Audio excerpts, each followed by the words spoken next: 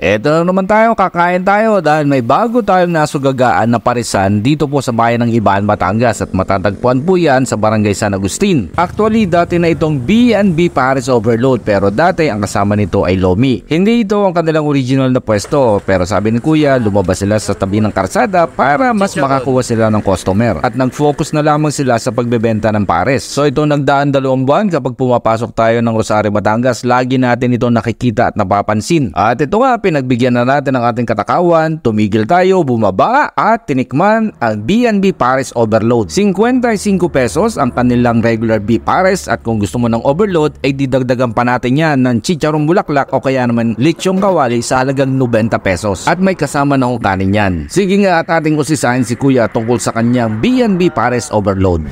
Hello po, ako po si Erwin Estuesta, may-ari po ng B&B Pares Overload.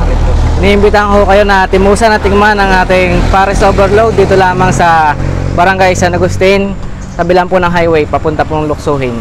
Meron po kami dito iba't ibang klase ng pares na ino-offer. Meron po kami beef pares, lechon pares, chichabu pares o chicharong bulaklak.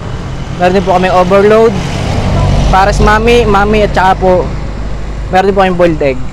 Noong una po meron po kaming pares at lomi. Mas pumapatok po ngayon yung pares, kaya po pares yung aming in-start. Sa awa naman po ng Diyos, magwa 1 month na po kaming nag-ooperate, lagi naman po sold out. So saan kayo dati nakaporto? Dito lang po kami sa tabi ng Portasan, sa likod po ng Portasan na yan.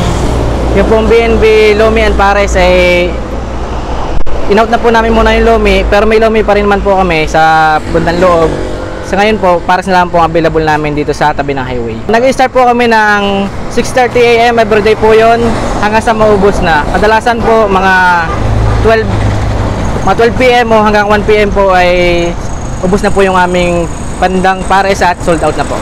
Kaya po kadalasan ay hanggang mga 1 PM lang po kami o kadalasan tama naman po yung mga 1 PM na ubos kasi mga bandang alas 3 po bumibili na po kami ng mga gagamitin pang kinabukasan, tapos po sa gabi mga bandang 7 PM po napunta na po kami ng Padre Garcia para mamili po ng karneng baka, kaya po sariwang-sariwa po ang aming ginagamit na karneng baka dito.